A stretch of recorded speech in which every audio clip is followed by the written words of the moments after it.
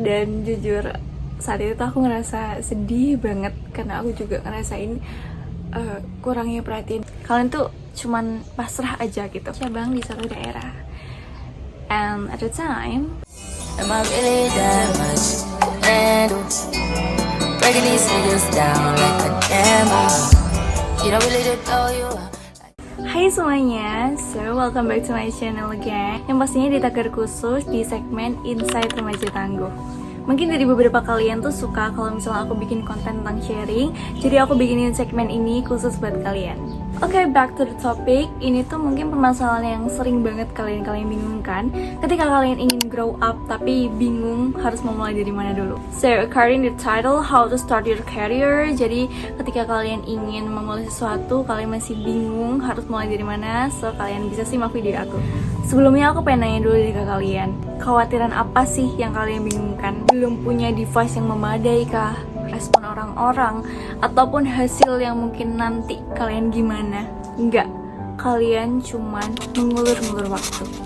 Kalian tuh cuman pasrah aja gitu. Oke, seperti biasa aku bakal ceritain case di hidup aku dulu, dan dari my own experience aku harap kalian bisa ambil insight positifnya. Saat ini alhamdulillah aku sebagai content creator dan juga influencer dan punya 3 platform aktif.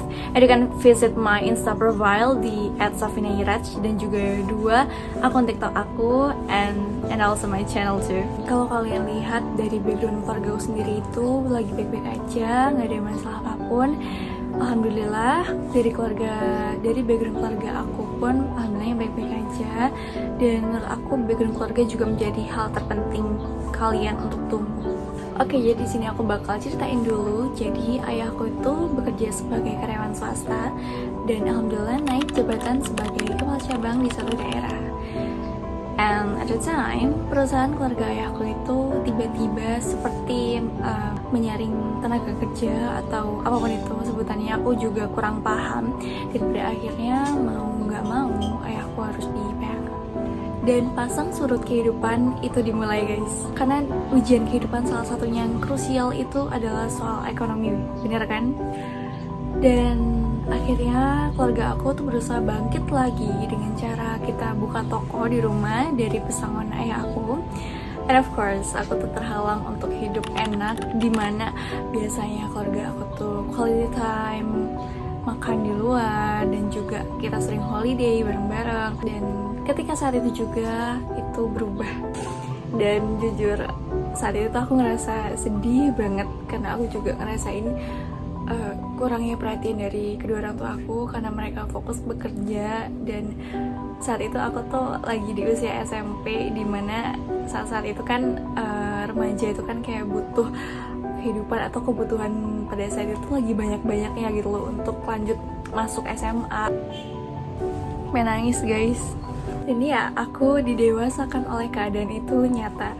Jadi ketika aku udah menginjak di SMA dan aku menjalani aktivitas sehari-hari aku, dan pada saat kelas 3 SMA itu entah kenapa terlintas di pikiran aku tuh aku nggak mau stuck gini-gini terus. Aku tuh bener lagi mau kuliah, tapi honestly aku tuh sampai di titik yang beneran hopeless, nggak bisa kuliah gitu. Dan saat itu tuh kebetulan lagi libur panjang kan, antara semesteran dan juga mau masuk ke perkuliahan, itu kan panjang banget libur ya. Dan waktu itu aku sempat ngelamar pekerjaan meskipun aku nggak punya pengalaman sama sekali, dan sempat 1 kali kepanggil buat interview, tapi pada akhirnya aku nggak lolos di interview itu.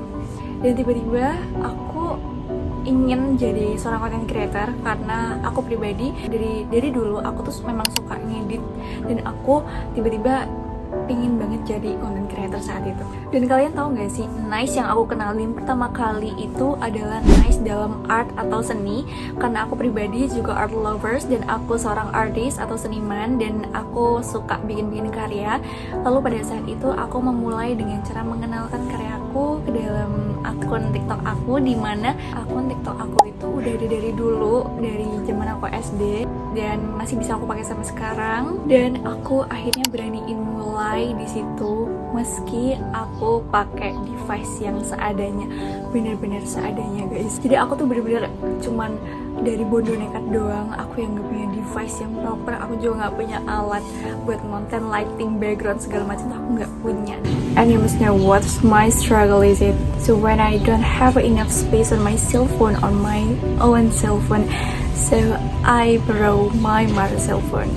Aku pakai HP-nya, aku kirim file dari WhatsApp sampai HP-nya tuh panas, ya ampun. Short story akhirnya kontennya tuh sempet rame, sempet ada yang FYP juga, dan aku seneng karena kalau kita nggak berani mulai itu kayak kapan lagi, meskipun kita takut sama komentar orang lain, tapi kita beraniin diri kita buat mulai dulu aja. Ternyata nggak seburuk itu, nggak seburuk yang kita kira. Short story, aku tuh keterima SNBP dan aku lanjut kuliah. Pada akhirnya aku bisa kuliah karena alhamdulillah dikasih kesempatan kuliah dari Allah.